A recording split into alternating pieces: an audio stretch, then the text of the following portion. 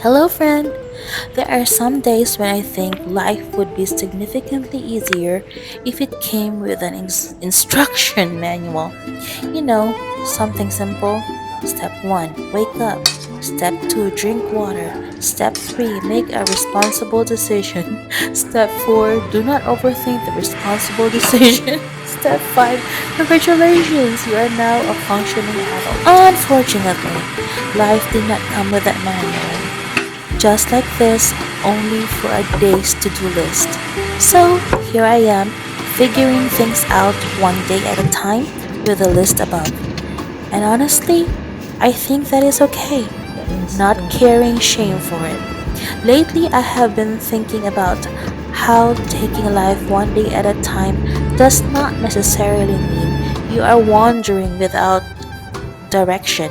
Sometimes it simply means you are learning how to focus on the day that is actually in front of you. Because I can make a beautiful 10-year plan at 9 o'clock in the morning, and by lunchtime, life can look at me and say, "That's adorable."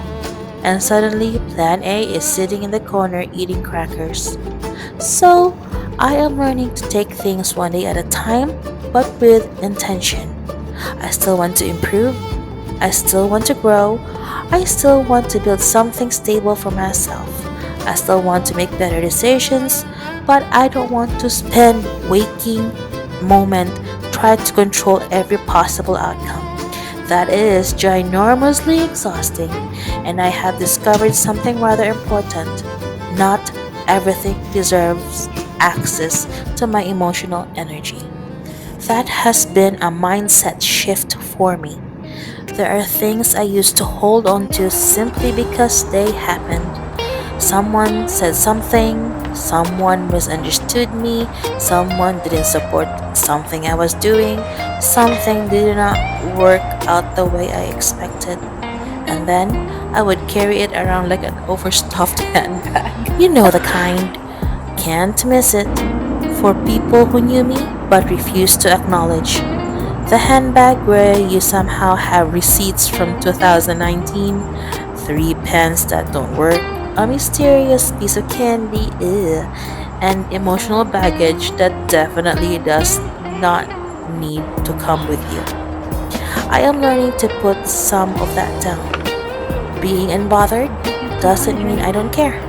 It means I'm learning to choose what deserves a response. It is my responsibility of stewardship to myself what is priority. There's a difference. I can acknowledge something without letting it move into my head, sign a lease, and start rearranging the furniture. Some things can simply be, "No, thank you." Some things can be, "That isn't for me," but still with kindness. Sometimes, if I add a smile and if it gets uncomfortable when they ask why, to explain the reason outwardly, my smile was the cue to not answer the untactful Mr. question. Just Mercedes, say, "Have a nice Liam. day," diffuse the situation, and leave. And some things need to go straight to the mental recycling bin. Because if something consistently steals my peace, drains my energy, and adds absolutely nothing constructive to my life, I have to ask myself, why am I still holding it? And sometimes the answer is simply because I haven't learned how to let it go yet, because I was trained to be lenient when it comes to answering questions and not be rude. But answering untactful questions in a conversation when you prefer it not to be answered doesn't cause an emergency or, like life saving emergency. Navigate it to diffusing and just have boundaries not to answer. And silence was the answer that came with a smile. Then leave. And that is something I can work on. If you have experienced this, it takes some courage, good for you to still have grace in your response. I am also learning that being emotionally detached from something doesn't mean becoming cold. It means Safety giving design myself enough level. space to think clearly. If something is important, I want to give it my attention. If a friendship matters, I want to nurture it. If someone has been genuinely kind to me, I want to appreciate that. I value friends who are close to me and who is also valuing friendship on a two-way street. The people who don't need to constantly investigate my life, they're conducting a congressional hearing. Those friends are precious. You can say I'm working on something and they can simply say I hope it works out. No interrogation, no 27 follow-up questions. No detective board with red string connecting to your last five decisions. Just respect. And I appreciate that because sometimes you need people who allow you to grow quietly. Not every chapter needs an audience. Some things need time to develop before you announce them to the world. And that brings me to another thing I am learning.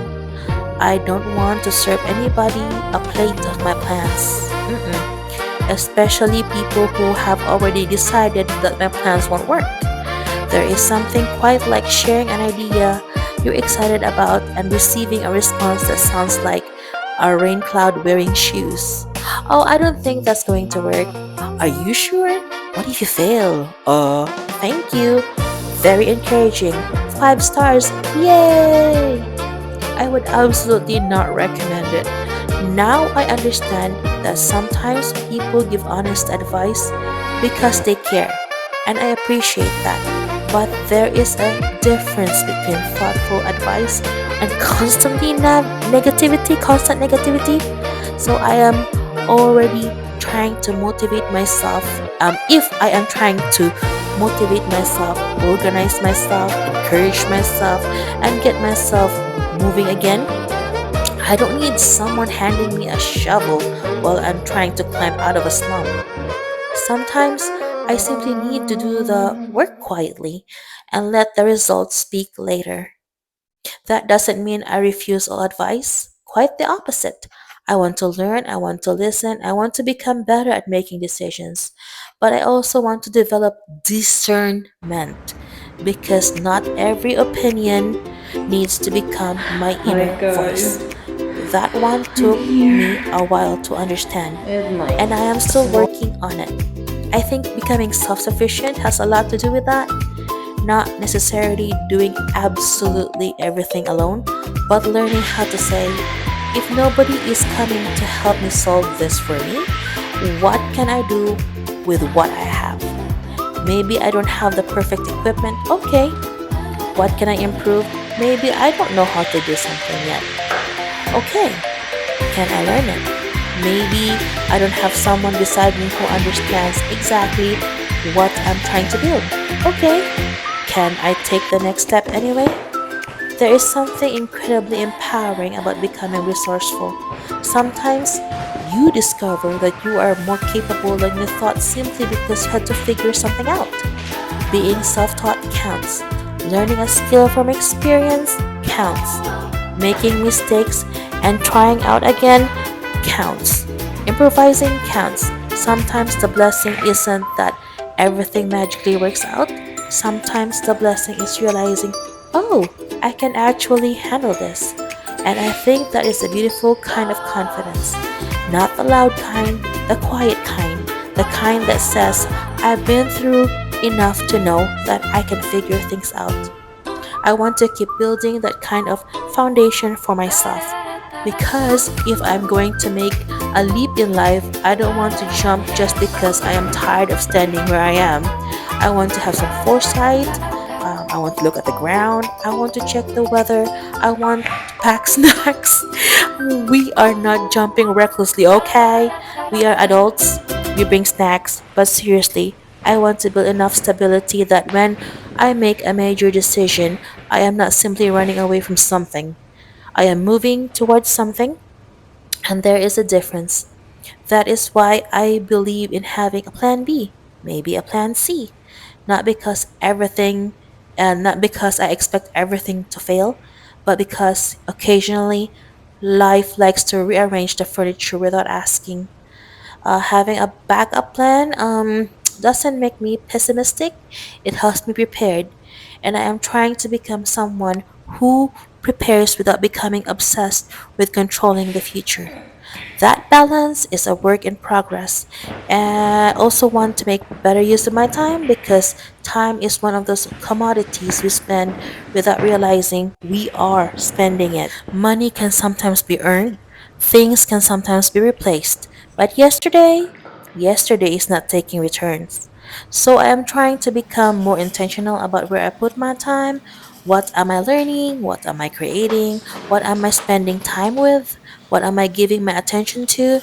Is it actually helping me to become the person I want to be? Or am I simply giving it another afternoon because I don't know what else to do with myself? That question has been surprisingly useful. And I am not saying every minute needs to be productive. Please. Sometimes productivity is putting your own phone down and staring at the ceiling for 10 minutes. Sometimes productivity is taking a nap. Sometimes productivity is eating something before you become emotionally attached to the idea that everyone around you is annoying. We need balance, but I want my time to have value even when I am resting, even when I am learning, even when I am starting over, especially when I am waiting. Have a nice day, friend.